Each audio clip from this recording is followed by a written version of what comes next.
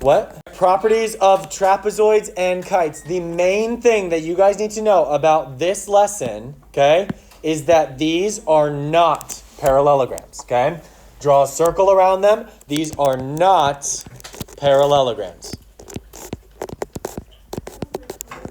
Okay?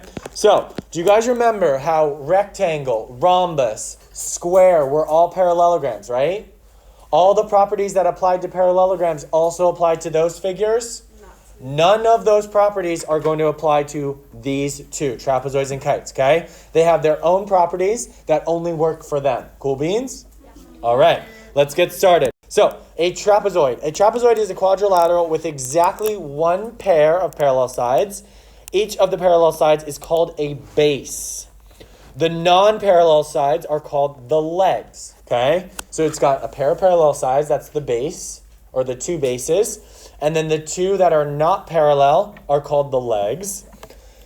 Base angles of a trapezoid are two consecutive angles whose common side is a base. Okay? So the base angles are where they share the same base. Okay? So you'll notice in the figure, do you see how the base angles are A and D and B and C? Okay? They're base angles because they share a base. A and D share the bottom base. Do you guys see that? And B and C share the top base. Okay? Now, what kind of figure would we have if the legs were also parallel? A parallelogram, okay? Do you see how the legs not being parallel, that makes it different than a parallelogram? Okay? That's a really good connection, okay? If you want to write a note about that, do so, all right? What separates a trapezoid from a parallelogram is the fact that the legs are not parallel, okay? If they were parallel, we wouldn't have a trapezoid. It would be a parallelogram. Cool beans? All right, moving on. Isosceles trapezoids. If the legs of a trapezoid are congruent, the trapezoid is what we call an isosceles trapezoid.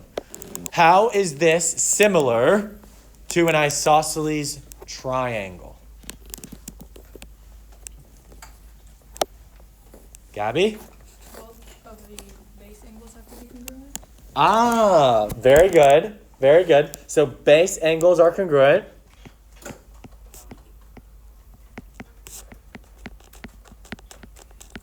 Okay, you're jumping ahead a little bit, but that was a great observation. What else? How is this similar to an isosceles triangle? Well, what were isosceles triangles? Savannah? They have two congruent sides. Ah, two congruent sides. In other words, we called those two sides the legs, right? So the legs for isosceles triangles are congruent. The legs for isosceles trapezoids are congruent. So I want you to write congruent legs, okay? That is the biggest similarity between the two, okay? So isosceles triangles and isosceles trapezoids have congruent legs. Cool beans? Yeah. All right, moving on. These are all of the theorems for isosceles trapezoids, okay? Now, I want you to highlight in each of these theorems the word isosceles, okay? Because if the trapezoid is not isosceles, these theorems cannot take effect. Cool beans? Cool beans. Okay. So the first theorem says, if a trapezoid is isosceles, then each pair of base angles is congruent. That's exactly what Gabby just said, okay? So for the base angles, that means B and C, those top base angles would be congruent. And also A and D, those bottom base angles would also be congruent. Do you guys see that? Okay. Just like an isosceles triangle, remember how the base angles were congruent? Same thing applies here. But do you see how B and A are not congruent? Mm-hmm. What do you think the relationship between B and A are? Supplementary. Supplementary, okay? Because they are two parallel lines cut by a transversal, right? And they're same side interior, so they must be supplementary, okay? All right. There's also the base angles converse. That means that if you have base angles that are the same degrees, then it automatically has to be an isosceles triangle, okay? So remember, converse, we don't know it's an isosceles trapezoid. Regular theorem, we know it's an isosceles trapezoid. Base angles are congruent, okay? Converse is proving that it's an isosceles trapezoid. And the last one, the diagonals theorem, okay? A trapezoid is isosceles if and only if the diagonals are congruent, okay? So if the diagonals are congruent, then we are dealing with an isosceles trapezoid. Okay? What other shape has congruent diagonals? Rectangle. Rectangle. What's the difference between a rectangle and a trapezoid, though? Oh, not parallelogram. One is they don't have all the angles are 90 degrees. Very good. Okay? All of the angles for a rectangle need to be 90. For an isosceles trapezoid, none of the angles should be 90. Got it? Okay. All right. That's pretty much it for this slide. First theorem. So go ahead and write down isosceles trapezoid base angles theorem, where it says which theorem. So again, you guys are base angles theorem. You guys are base angles converse. And you guys over there are diagonals theorem. Okay? Draw a picture. Do whatever you need to. Try to prove that theorem. Okay? Work in your groups. Ready? Go. Fine. All right. Now, listen carefully, okay? Guys, look. This group, and that group, okay? You guys are trying to figure out how to prove, okay? You guys are that theorem. This middle group, you guys are the second theorem, and you guys are the last theorem, the diagonals theorem, okay? You guys are the converse, okay? Think about how you could go about proving the theorem that I gave you, okay? The legs. So, when you're talking about a mid-segment, it's not the midpoints of the bases. It's the midpoints of the legs, okay? Now, the mid-segment is almost like the average, okay? So how you find the length of the mid-segment is when you add it together, okay? You add the two bases together. In other words, XY is our mid-segment. If you added BC, which is the first leg, with AD, which is the second leg, and you divided it by 2, you would get the length of XY, okay? If you want to write, it's very similar to the average of the two bases, okay? Because averages, add them together and divide by the number of things that you used, right? We're adding two bases and we're dividing by 2, okay? It's also going to be parallel to both of those bases. Zoe, what's up? Will you ever get the bases like BC and XY? Yes, you will, okay? So then you'll be given like XY and you'll be given BC and you'll have to solve for AD. So you would take that mid-segment, multiply it by 2, and then subtract the top one. Okay? Yep, Stephanie? Mm-hmm. Wait, so Good question, Zoe. when the second and the first one, it's a different way to solve it. It's not the same. Which one? The BC, like what Zoe just asked. Yeah. BC and XY, it's not the same. No, XY is not going to be the same length as the two bases. But if you know any two of these, you can figure out the third one, right? By using this formula. XY equals half BC plus AD. Okay?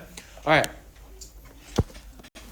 Next, we're going to talk about kites. A kite is a quadrilateral with exactly two pairs of congruent consecutive sides, okay?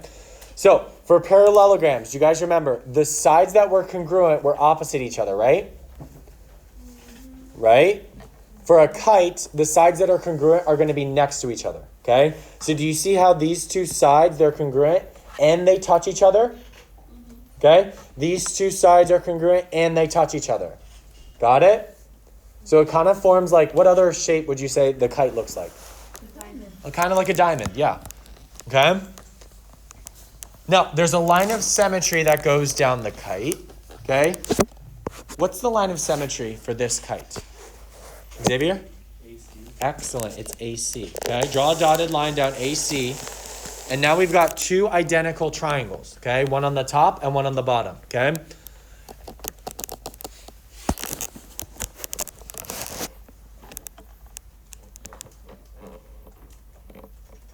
All right.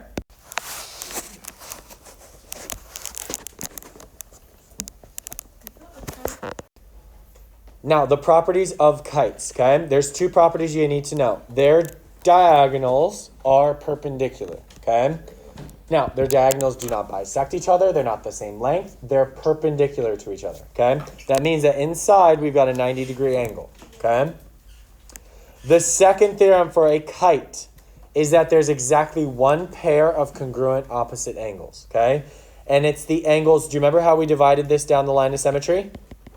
Those two angles that face each other are going to be congruent. So this B and this D. Okay? So does that mean that angle A and angle C are congruent? No. Okay? They can't be for a kite. All right? Yes? Mm-hmm. Guys, for each of these examples, I want you to identify what shape we're dealing with because that will help a lot, okay? Now, be as specific as possible. What shape is this and why?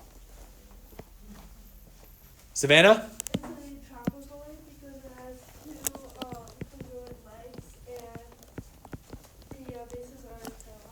Excellent. So it has two parallel, or it has its bases are parallel, so that means it's a trapezoid.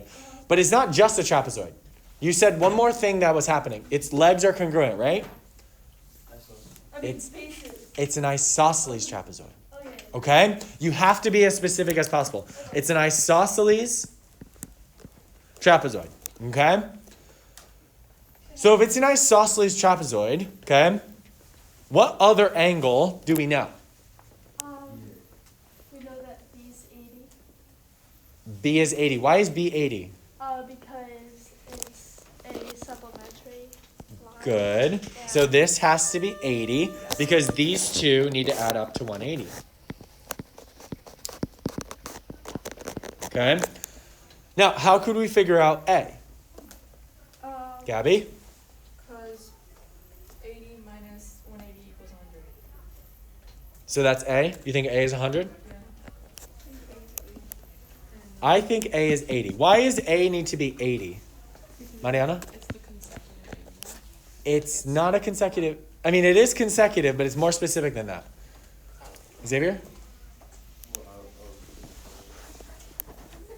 Emma? What?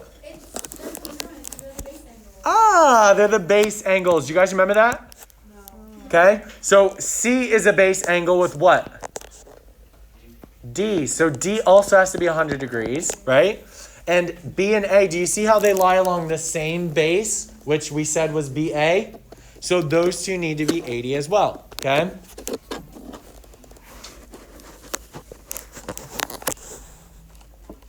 Now, we could also figure it out. Let's say we knew that C was a base angle, right? And D was a base angle. How many degrees in total should the angles add up to for this figure? 360. So we could do, okay, 360 minus, if we know that these two are 100, right? Minus 200 gives me what? 160, right? Then we divide that by 2 because there's two base angles down here. And we get? Oh. A lighter pen? Is this better? Yeah. Okay. Let's just do white. I don't have white. The 360 came from the amount of the, how many, it's a quadrilateral, right? So there's 4 angles, so they have to add up to 360 degrees, okay? And then we took away 200 because we knew that 2 of the bases were 100 and 100, right? Yeah, So now we only have 160 to divide against 2 more bases. We know they have to be the same, so we just divide that by 2, okay? So 2 ways to get to the same answer. Christina, what was your question? Okay? The 300 came about. The 360? The measure of angle F. Okay? So we're going to do the same thing. What kind of figure is this? Isosceles trapezoid. Isosceles trapezoid.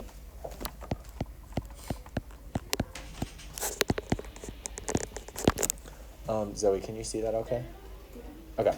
So we've got an isosceles trapezoid. That means that what other angle is 49? E. Okay? So we can do this 2 ways. You can either say, okay, it's going to be 180 minus 49 to give me this angle. What is 180 minus 49? 131. 131. Or we can do, okay, 49 plus 49 gives me what? 98. We take that 98, we do 360, which is the measure of all the angles, minus 98, which is those 2 base angles, and we're going to get, oh boy, 262? Divided by 2 And then divided by 2, you get 131. See, but that's the long one. That's a little bit longer, I agree, okay? But you're going to get the same result no matter which way you do it. Okay? You guys cool with that? Yeah. All right, Yeah. Wait. holding. 9. KB is 21.9. FB, oh no, sorry. MF is 32.7. So we're going to take a highlighter, highlight this entire side, and label it 31.7. Nope, 32.7. Thank you. How would we find the missing length of FB? Dylan, what do you think? Subtract Subtract what? 32.7 minus 21.9. Excelente. So if we take 32.7 minus 21.9, okay, then we're going to get, I think it's 10.8, right? 32.7 minus 21.9. We have to borrow from the 2, make it a 1.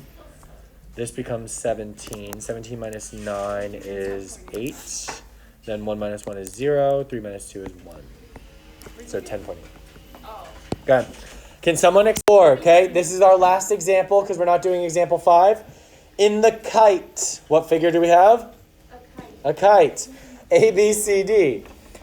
The measure of angle DAB is 54. Let's fill that in. That's this whole angle is 54 degrees. And the measure of CDF is 52.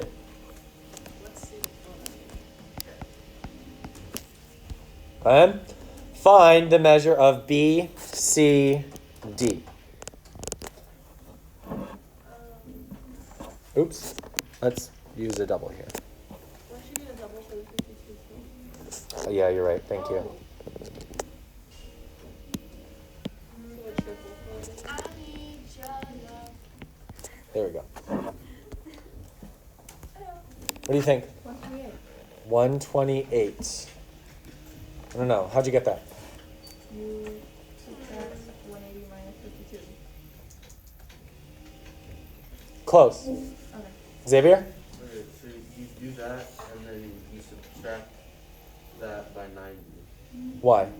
because CFD has to be a right angle. Ah, there's 2 ways to do this one, okay? Xavier brought up one way. How do you know that this has to be a 90-degree angle? Because they're perpendicular. They're perpendicular. The diagonals of a kite are perpendicular. Excellent.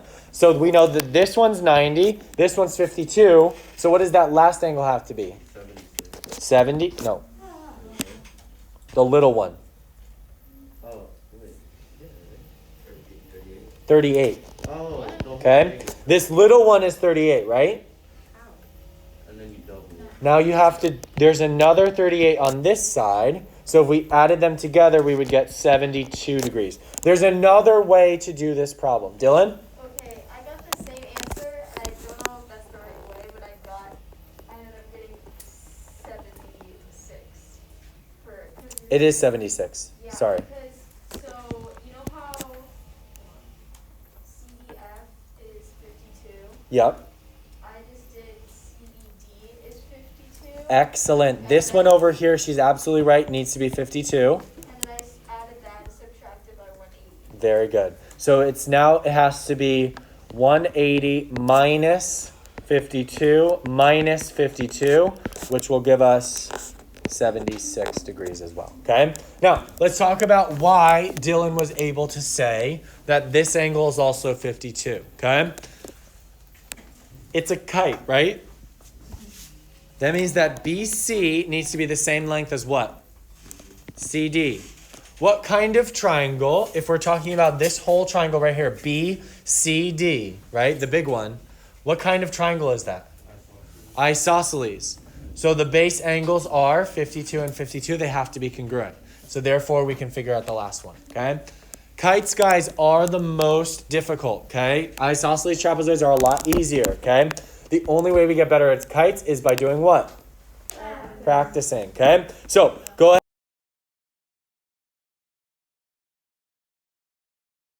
ahead. Okay, so cross out example 5. The very last slide is just a little diagram to help you, okay? So the most broad thing are quadrilaterals. That means that they have 4 sides, right? Then we dive into parallelograms. Those parallelograms have special cases: rectangles, rhombuses, and squares, okay? Squares being the most elite, all right? Trapezoids, and then isosceles trapezoids, and then kites. They are not parallelograms, okay? They're separate from parallelograms, but they are forms of quadrilaterals, okay?